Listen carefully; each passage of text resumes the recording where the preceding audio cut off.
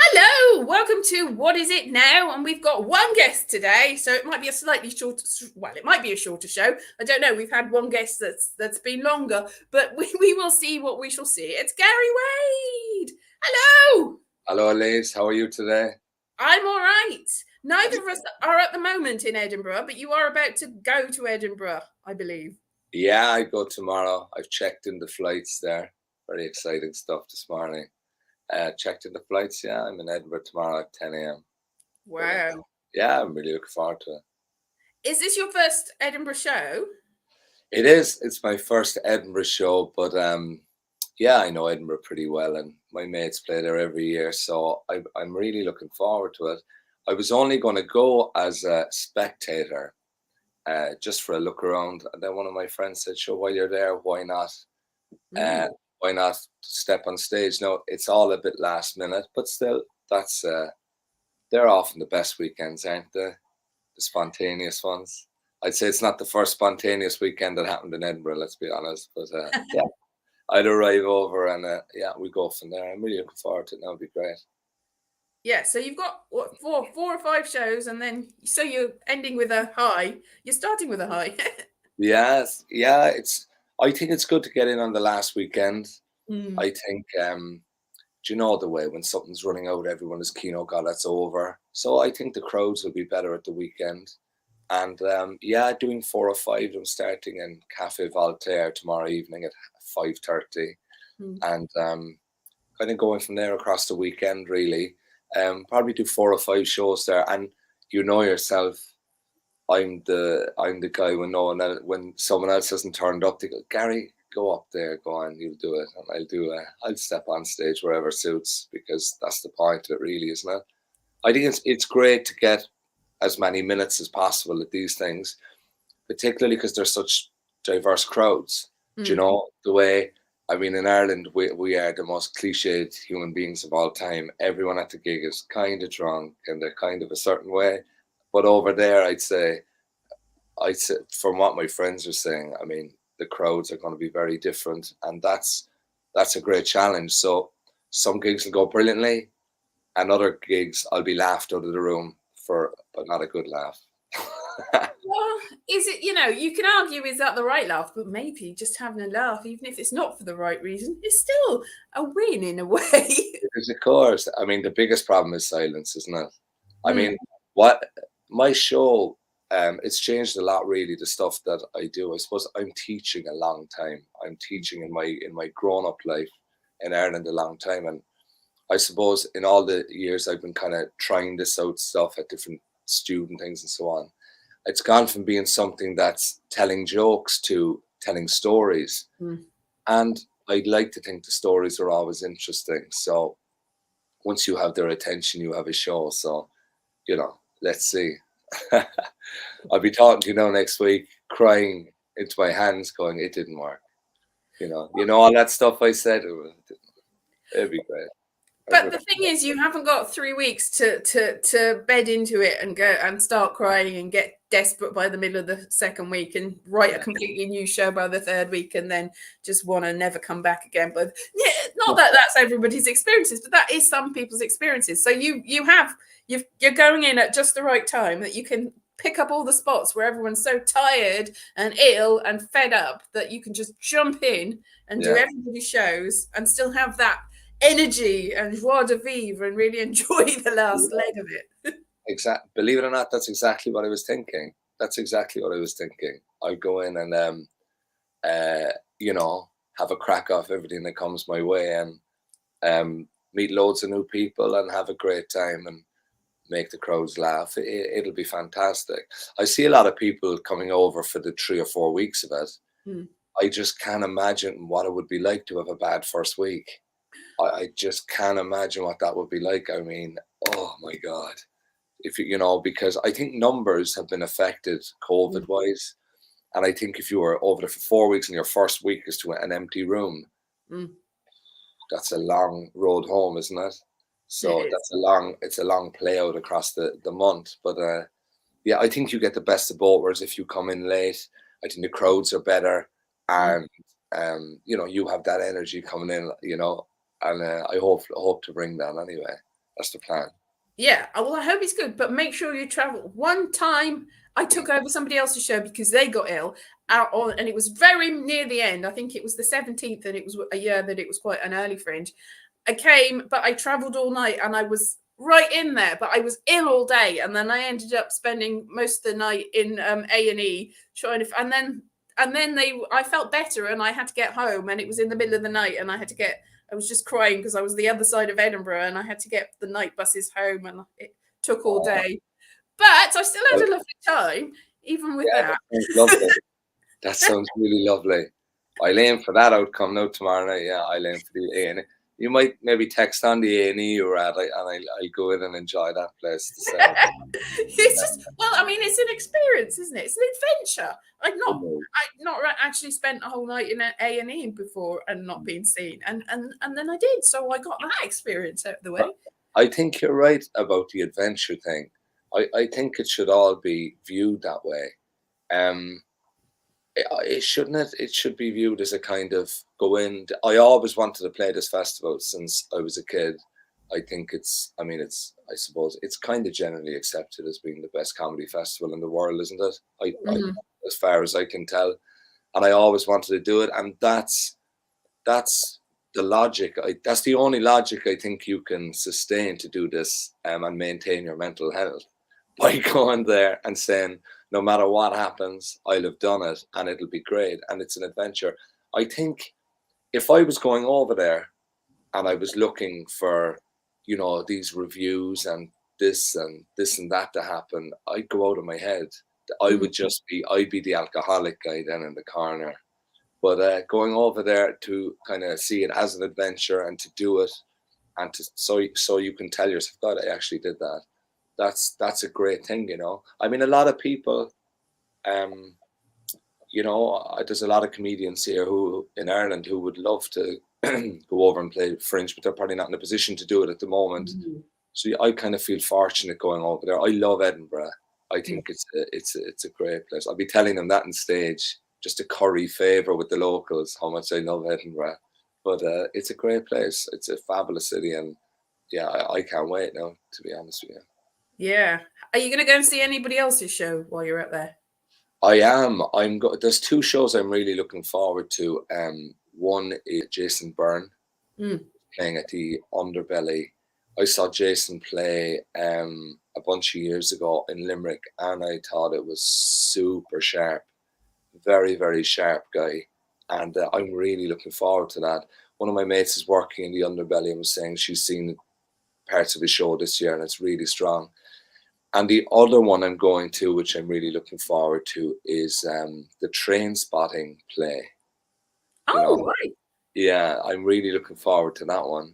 And I have a friend of mine, Donna, she's coming up from Manchester.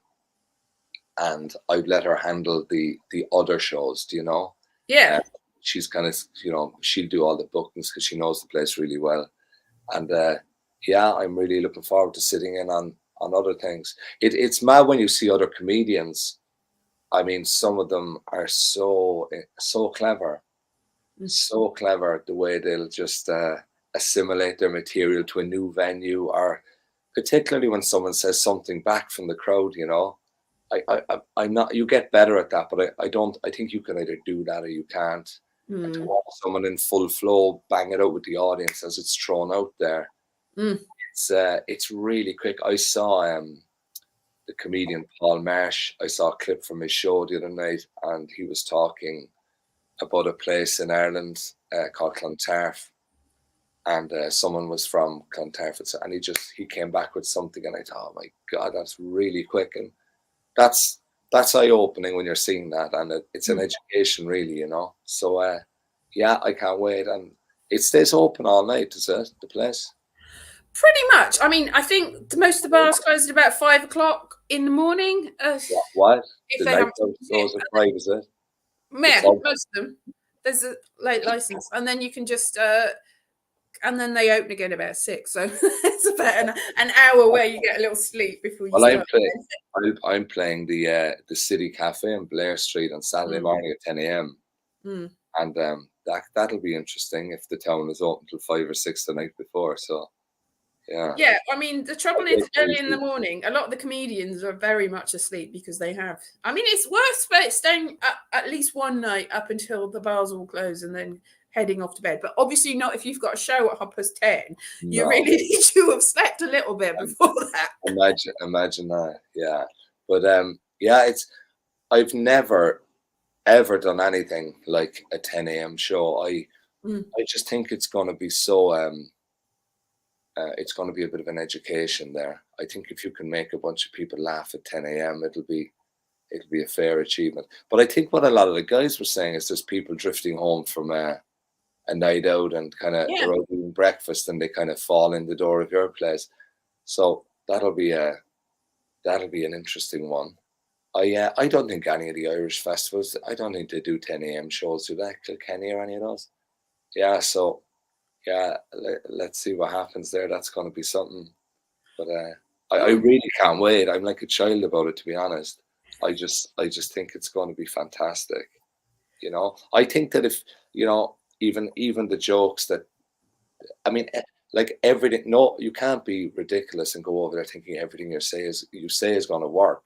mm, I think even the bits that don't work, I think you can really learn from them, and mm, I think you get sharp at coming out of it, coming out of dead air. Do you mm. know?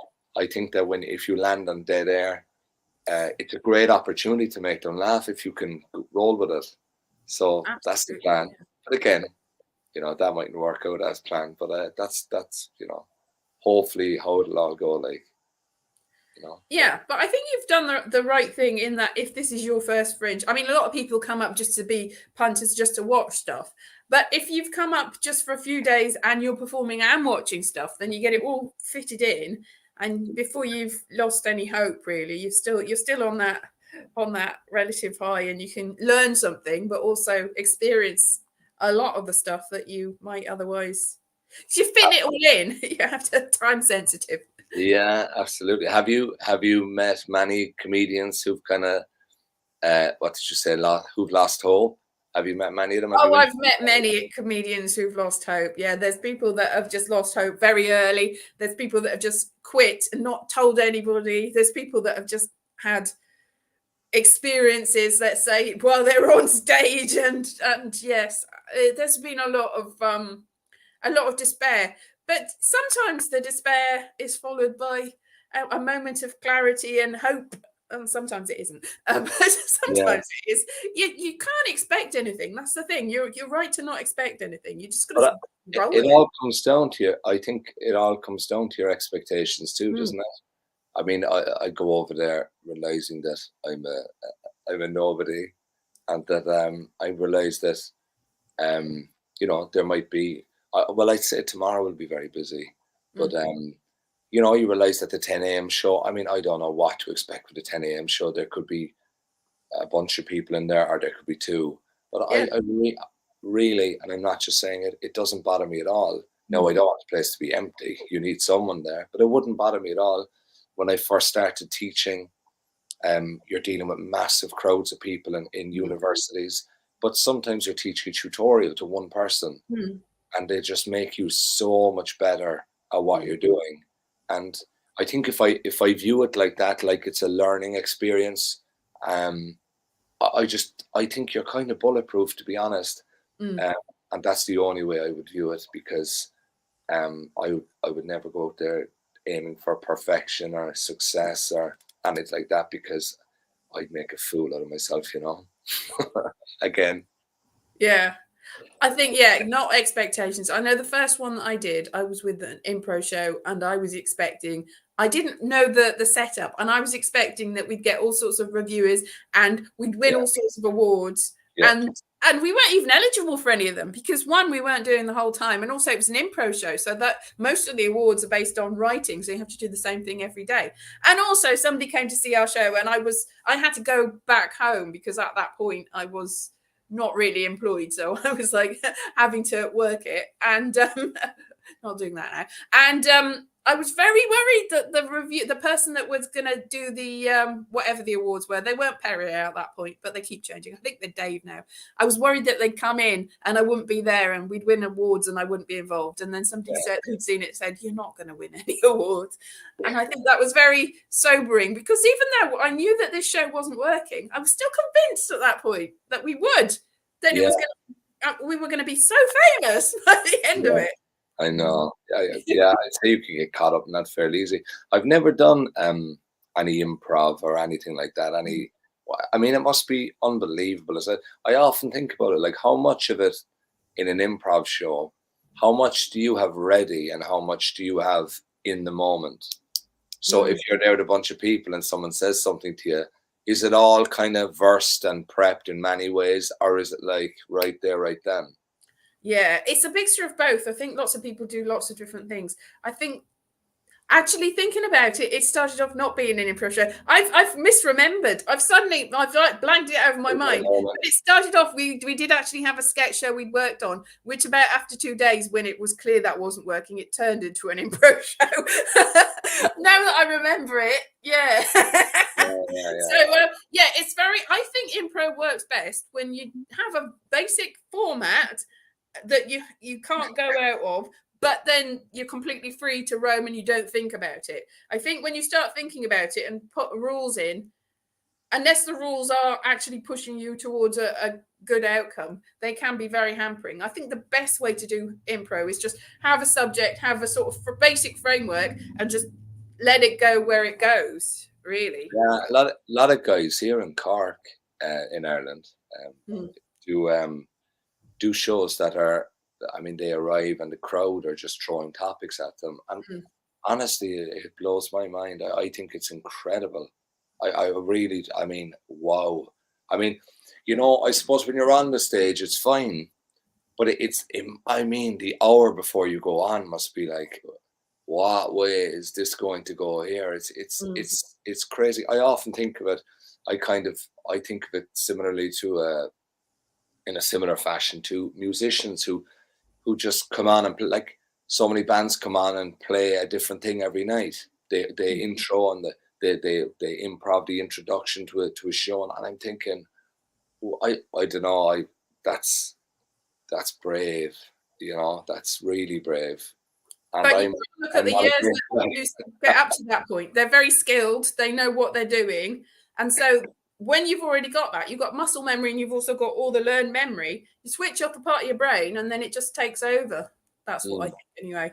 So you don't, if the less you think about it. Put your hand here like this to switch off the brain. Switch off the brain. Yeah. That's the third eye. Go away from the eye or concentrate all of it. Anyway, so I think that because they know, they're very skilled and they know how to do things, as you know, that's there. And then, but if you don't know how to do something and you switch off that part of your brain, you'll just be floundering. But if you already know how to do it and you don't think about it too much, then it just happens.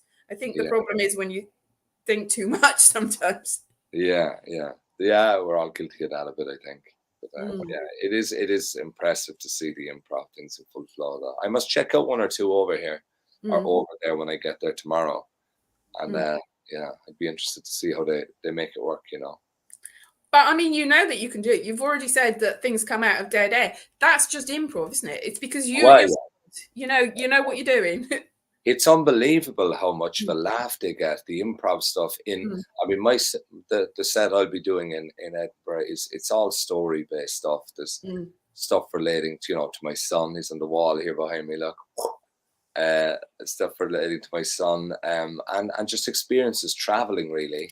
There's a couple of stories relating to the Scottish, but it is unbelievable in the bits in between when someone says something that, and you might say something just without even thinking about it. It's incredible the reaction it gets, but you know, it's mad because what seems to be guaranteed to work rarely works, and what you don't think about can go down a storm. It's mad. And you can get, I've been on stage where you get a shock of, whoa, they really laughed at that, and you nearly lose track of where you're going, but you got to stay kind of focused on it.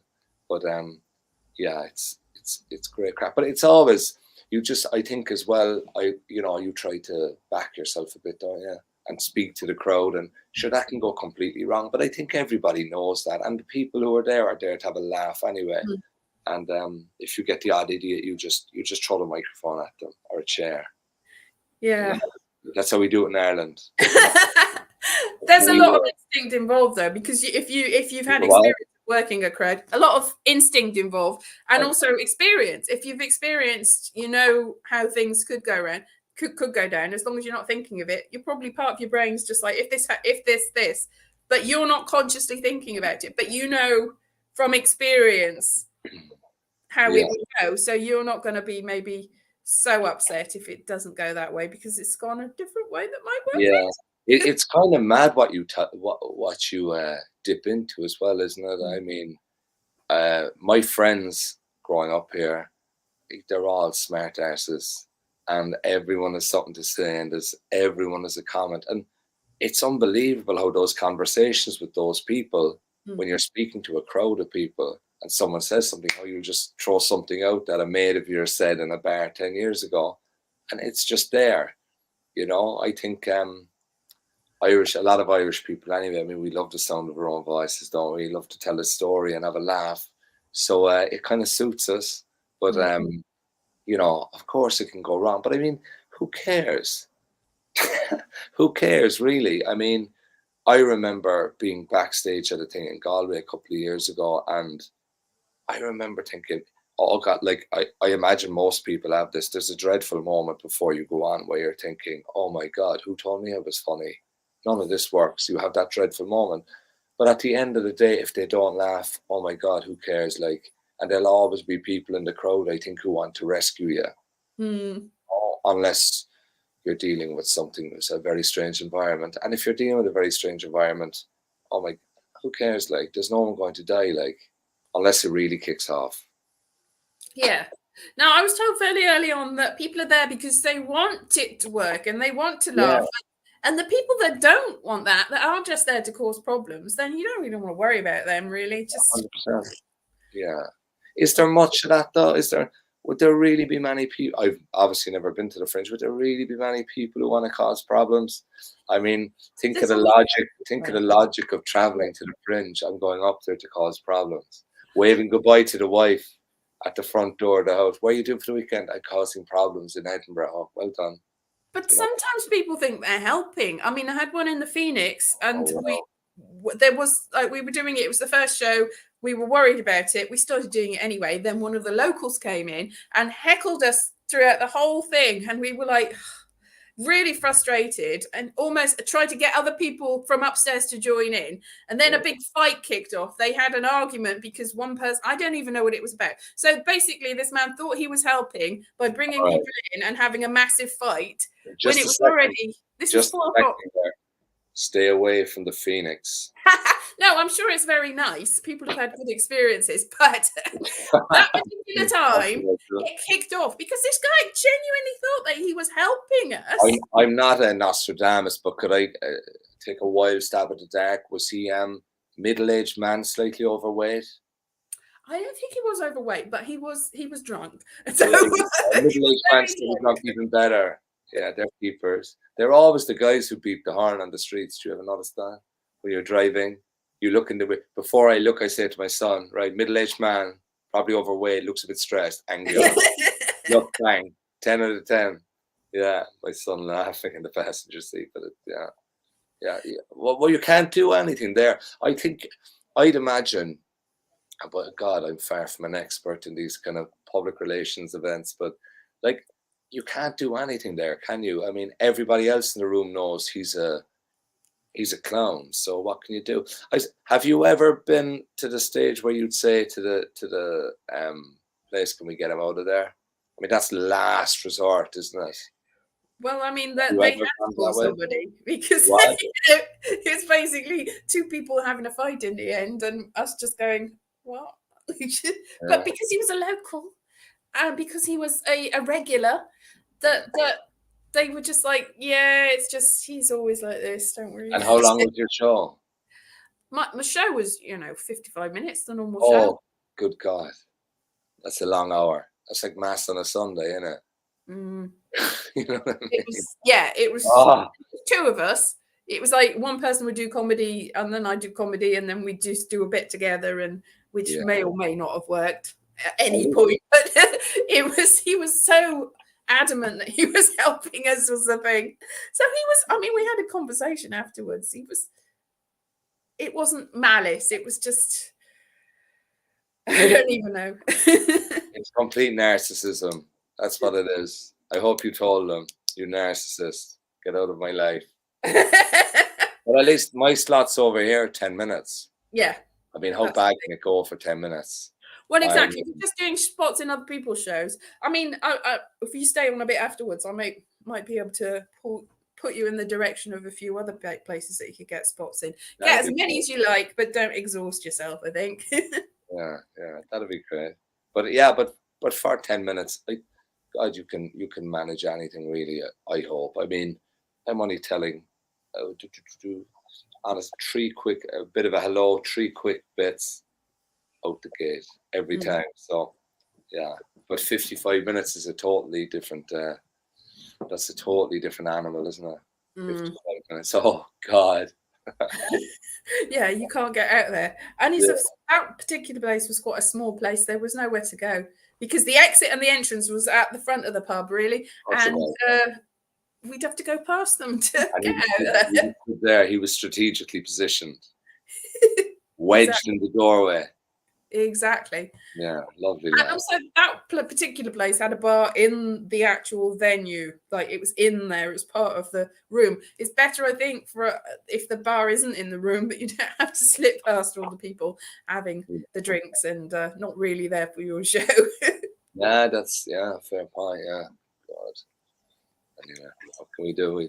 Yeah, you just Jesus, you have to just bite down on the gum shield and get through that one, don't you? 55 minutes. It must Yeah. be sickening though when you've prepped it. So my 55 minutes is a big prep. And then you have a clown like that come in. I mean, that'd be tough going. But what can you do? I mean, yeah, you learn from it. Exactly. Whatever you've planned, you just have to be prepared to let it go. Let Yeah, go. Let go. It's yeah. all. The song from Frozen, isn't it? Yeah. Let it go. I heard that there when you said it, Quite, It quite, wasn't supposed to be, but I suppose it is now. a nice moment. You could play that underneath maybe a bed. It just Frozen. Yeah. A disclaimer for copyright in the top corner, exactly. You don't recognize this song from another movie, you're wrong. This is original material. Sounds a bit like it. It's reminiscent. All right. Well, I suppose you're getting ready to go now, just all gearing up and packing. Yeah, packing now the rest of the day. Yeah, that's always the best part of a holiday, isn't it? The pack and the check-in and getting to the airport. Don't even start me on airport security. How painful is that? Like, I mean, no, that's been done to death on the comedy circuit, but I mean, does it ever end? It's so fun. You know what? I was away last month and I was going through security, and everyone is kind of on the way in and they're chugging the water. Like, and you go through the thing like in Cork Airport, it's the average time through is 9 minutes, right? So everyone's chugging the water and you're through in 9 minutes.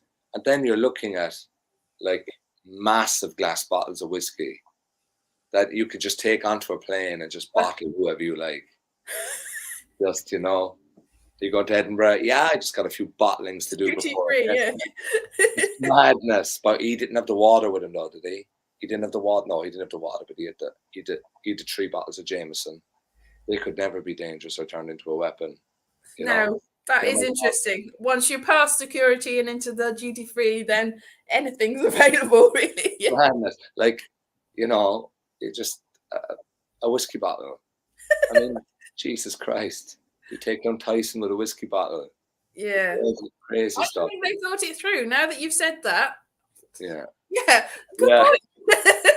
Kind of madness, isn't it? I mean, That's but the main thing is though that you don't have the bottle of Volvic with you. Yeah, exactly. That water is gonna. That's heading down a pathway that none of us can, Exactly. There's no detonation there. Diffusion. What's that? What did you say?